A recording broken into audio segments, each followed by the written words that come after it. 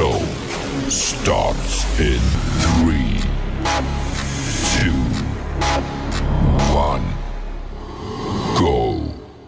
Good morning, CaneSport. It's October 12th, 2021. I'm Gary Ferman, the publisher of CaneSport.com, joined as always by our managing editor, Matt Shodell, as we discuss the news of the day. And Matt, the news of this morning continues to be the news of yesterday morning, quite frankly, with the word that the Air Kings season, certainly as a Miami Hurricane, is over. And now there's conjecture of whether he'll ever play college football again. Mixed signals were being sent yesterday by Manny Diaz, Rhett Lashley. We've got those stories on the website this morning. Rhett Lashley really kind of baffled me a little bit. I thought about it as the day went on and into this morning, and I guess what he's trying to do is keep the Air Kings' hopes up of NFL draft status for this next April cycle. But I'm not sure if in reality, Matt, that's not a little bit of a pipe dream. I mean, he's coming off 2 surgeries, only got two plus games in this season, did not have any real success at all. The good defense he went against was Alabama. They weren't really able to get very much going in that game. And I just, I love the Air King. One of the greatest kids we've ever seen at Miami. What a leader. I can't say enough great things about the Air King. But one of the things that I definitely can't say about the Eric is that he's shown that he's an NFL quarterback. And I think that any conversation about him getting drafted this year is fairy tale material. I mean, maybe I'll be wrong. We'll see. But I think the question with the Eric is, does he come back for another year at Miami next season? Your thoughts? Yeah, I mean, it was weird, man, because usually we're in a Zoom press conference situation nowadays, and usually you ask your question, you get your answer, but this was like the end of the press conference, and Rhett Lashley just sort of butts up on his own. He wasn't asked about it, and he's starts going off on this tangent about the Eric King, how he's going to, some teams going to get lucky with him in the pros and da-da-da-da, which was weird because just a few hours earlier, Manny Diaz was saying how, he'd love to have the Eric King back for another year. It was bizarre. It was like almost like one hand not talking to the other hand. I don't understand it. I don't know if Derek told Rhett he's not coming back, but didn't tell Manny. Like, that's what it sounded like, which would be super weird. Typical Miami drama, I guess. I can't explain it. But as to your question about Derek King being a pro or not, yeah, I mean, he could be a wide receiver, but I can't imagine, based on the film teams have and his injury history of being hurt every single year, he's ever tried to play a full season, that an NFL team is going to pay him a lot of money. Yeah, I don't even know about this whole changing position conversation also. I mean, Manny was asked yesterday, is the Eric considering changing positions?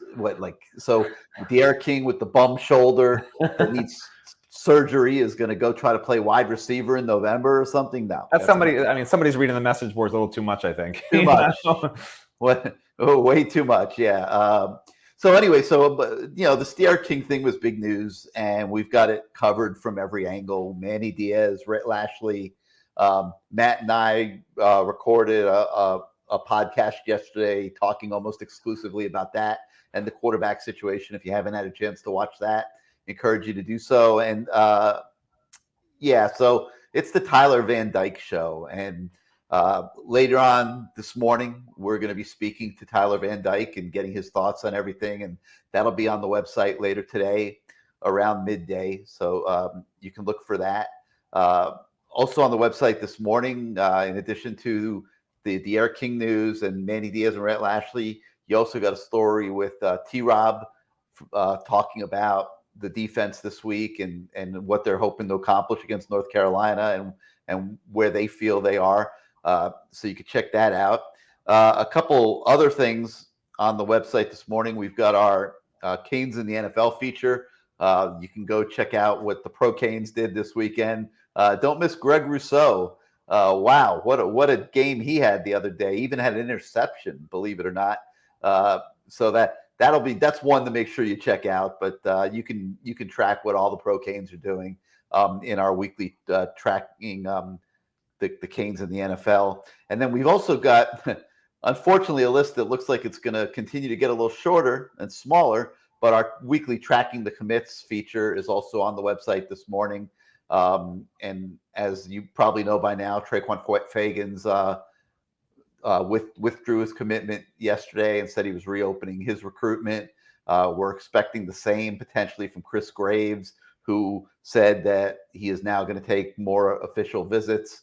So if Manny Diaz is going to reverse the way this is trending right now, it's going to take a big win on Saturday and then a continuation of building on that, which is not something that a lot of people are predicting.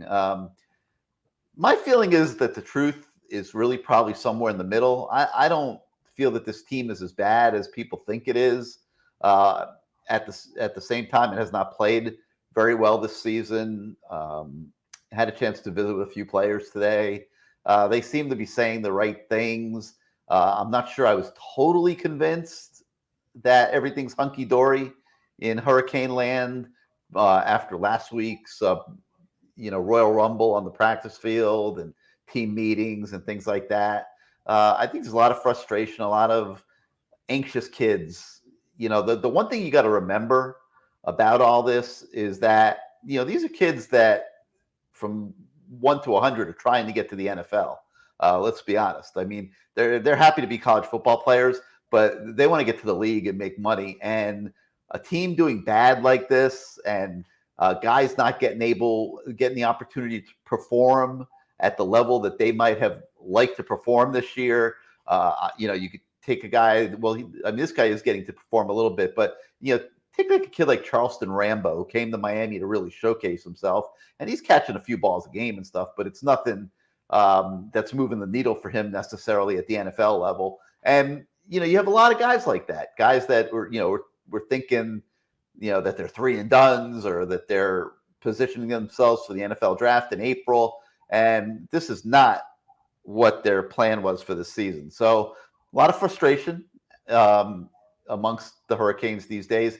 The question is, can they channel that and take that out on North Carolina Saturday in Chapel Hill, where, Matt, you have a North Carolina team that is equally frustrated. Their season's not going very well either, and the media has started going after Mac Brown, and there's a lot of tension there as well. So tension everywhere this week. Yeah, I mean, you think Miami's team is better than it is, but I mean, I believe what I see. That's what I've learned over the last decade.